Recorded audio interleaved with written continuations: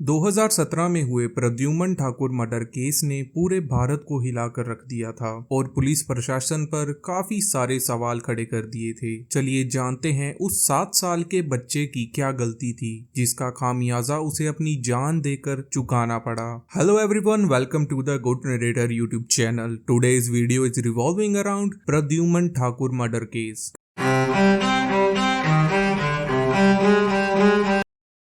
कई साल पहले वरुण ठाकुर और उनकी पत्नी सुषमा ठाकुर जमशेदपुर से गुरुग्राम शिफ्ट हो गए। उनका घर श्यामकुंज विहार में था और कुछ समय बाद उनके घर पर 2 बच्चों ने जन्म लिया। उनकी बड़ी बेटी विरदी और उनका छोटा बेटा प्रद्युमन ठाकुर। वरुण और सुषमा ठाकुर ने अपने बच्चों को अच्छी एजुकेशन दिलवाने के लिए वहीं के एक स्कूल रायन इंटरनेशनल में एडमिशन दिलवा दिया, क्योंकि वरुण और सुषमा की एजुकेशन अच्छी नहीं हुई थी और वो चाहते थे कि उनके बच्चे काफी अच्छी एजुकेशन पाएं। खैर 8 सितंबर 2017 के दिन विरदी और प्रद्युमन सुबह 6:30 बजे उठ जाते हैं। सुषमा ठाकुर उस दिन काफी ज्यादा खुश थी क्योंकि उनके एक कलीग का उस दिन जन्मदिन था।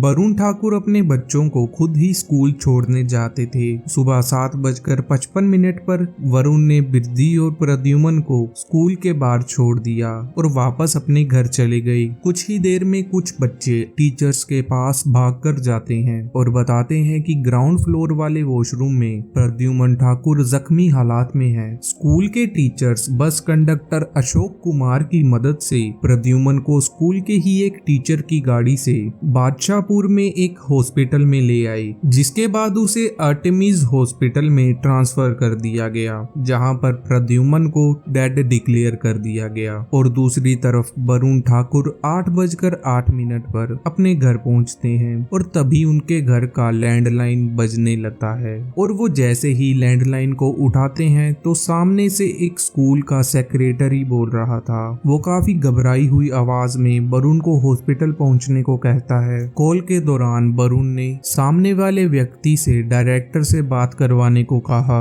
लेकिन उस व्यक्ति ने कहा कि आपके बेटे की काफी ज्यादा चोट लग गई है और आप जल्द से जल्द हॉस्पिटल पहुंचिए। फिर वरुण और सुषमा दोनों अपने घर से निकल जाते हैं और रास्ते में उन दोनों को यही लग रहा था कि शायद प्रद्युमन को खेलते वक्त चोट लग गई होगी। 8:15 पर वरुण और सुषमा दोनों हॉस्पिटल पहुंच गए। डॉक्टर्स ने सिर्फ वरुण को ही इमरजेंसी रूम में आने की इजाजत दी। जैसे ही वरुण ठाकुर इमरजेंसी रूम के अंदर गए तो उन्हें वहां पर प्रद्युमन काफी बुरी हालात में मिला। डॉक्टर्स ने जैसे ही प्रद्युमन के गले पर बंधी हुई पट्टी को हटाया तो उसके गले पर काफी गहरे 2 कट थे। प्रद्युमन के माता पिता इस हादसे से काफी सदमे में थे और बाकी लोग भी इससे काफी डरे हुए थे। प्रद्युमन के माता पिता ने हरियाणा पुलिस को इस सब के बारे में इन्फॉर्म कर दिया और तकरीबन 11:30 पर पुलिस स्कूल पहुंच गई। पुलिस ने जांच करने के बाद मीडिया को बताया कि उन्हें वारदात की जगह पर एक खून से सना हुआ चाकू और सीसीटीवी फुटेज मिली है। उस सीसीटीवी फुटेज में प्रद्युमन खून से लथपथ वॉशरूम से बाहर आने की कोशिश कर रहा है। पुलिस ने 10 लोगों को पूछताछ करने के लिए हिरासत में लिया और पुलिस ने बस कंडक्टर अशोक कुमार, जिन्होंने प्रद्युमन को हॉस्पिटल ले जाने में मदद की थी, उनकी शर्ट पर खून के निशान देखे और उसी दिन दोपहर 12 बजे अशोक कुमार को भी पुलिस के द्वारा अरेस्ट कर लिया गया। पुलिस ने बताया कि अशोक कुमार सुबह 7:50 पर स्कूल पहुंचे और उसके बाद वो स्कूल के ग्राउंड फ्लोर के वॉशरूम में चले गए, जहां आमतौर पर स्कूल के स्टाफ मेंबर्स और बच्चे जाते थे। पुलिस के मुताबिक उनके पास एक चाकू था जो कि उन्हें बस की टूल किट से मिला था। घर ले जाने से पहले वो उस चाकू को वॉशरूम में धोने चले गए और जब प्रद्युमन उस वॉशरूम में आया तो अशोक ने उसके साथ सेक्सुअल असॉल्ट करने की कोशिश की और जब प्रद्युमन ने उसका विरोध किया तो अशोक ने चाकू से प्रद्युमन की हत्या कर दी और चाकू को वहीं छोड़ दिया। पुलिस ने ये भी कहा कि अशोक ने अपना गुनाह पुलिस कस्टडी में कबूल कर लिया है। प्रद्युमन के परिवार और बाकी के लोगों को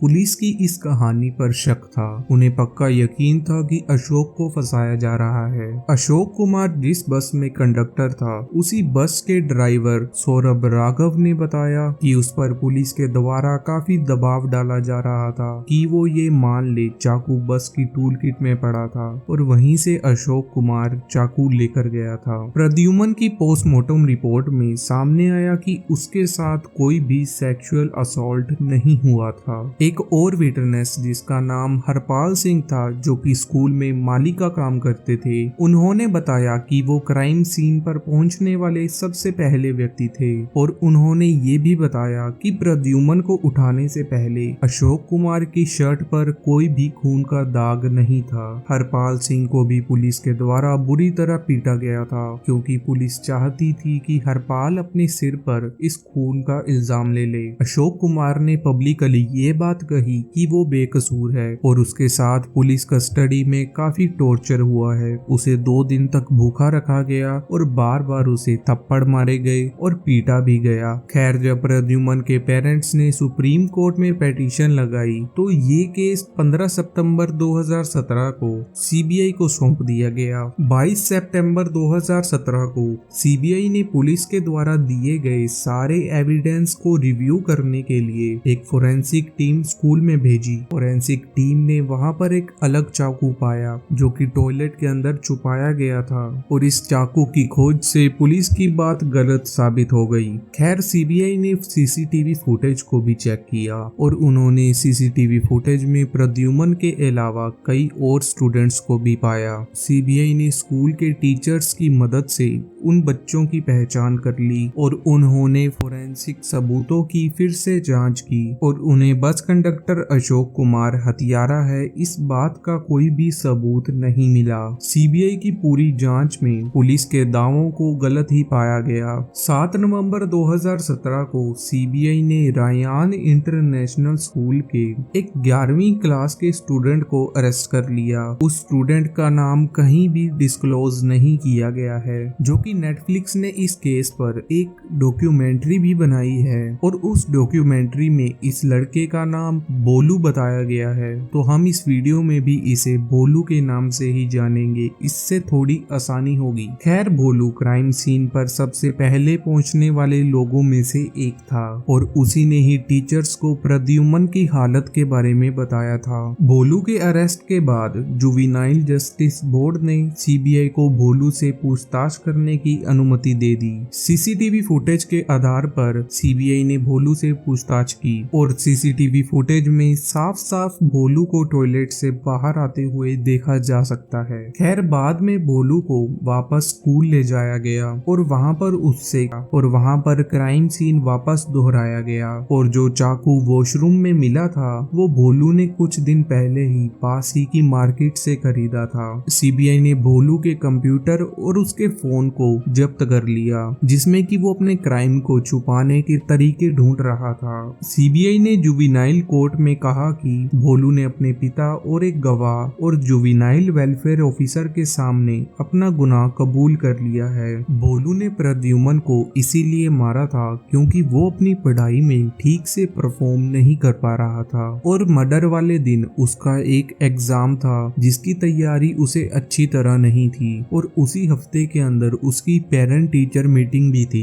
इसीलिए उसने प्रद्युमन को मार दिया क्योंकि वो अपने एग्जाम और पेरेंट टीचर मीटिंग की डेट को पोस्टपोन करना चाहता था और भोलू को पक्का यकीन था कि इतने बड़े क्राइम के बाद स्कूल काफी दिनों तक बंद रहेगा और भोलू का शिकार कोई भी हो सकता था। उसकी प्रद्युमन से कोई भी पर्सनल दुश्मनी नहीं थी, बल्कि वो तो प्रद्युमन को पहले से जानता था क्योंकि वो दोनों पहले एक म्यूजिक क्लास में इकट्ठे पढ़ते थे। खैर, भोलू के पिता ने बाद में बताया कि उनका बेटा बेकसूर है और उसे सीबीआई के द्वारा टॉर्चर किया गया है। 11 नवंबर 2017 को कोर्ट के आदेश के बाद भोलू को जुवेनाइल होम में रखा गया। भोलू की मानसिक और शारीरिक स्थिति की जांच करने के बाद 20 सितंबर 2017 को कोर्ट ने कहा कि भोलू को एक अडल्ट ही माना जाएगा, उसे रेगुलर कोर्ट की सुनवाई से गुजरना होगा। कई अपीलें लगाने के बाद मामले की सभी कार्रवाई को तब तक रोक दिया गया